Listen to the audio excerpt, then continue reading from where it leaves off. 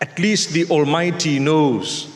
And your relationship with Him should make you smile. Oh my Lord, I'm struggling, I'm trying, I falter from time to time, I slip and slide from time to time. Forgive me, strengthen me. I know I've got to get to you. I know there's so much that I need to correct. With your help, your love, your care for me, I will keep improving as the days pass. And I trust you to love me and to guide me, to strengthen me in a way that when I meet you one day, you are pleased with me. Who made you? Allah made you. He knows you personally. He knows your struggles. He knows you're a human. He knows your weaknesses too. He knows how you fall and falter. He knows how you may sin. That should not make you feel for a moment that He's no longer your Lord.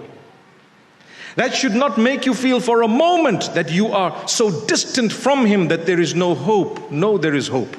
There is always hope. But think about it and do something about it.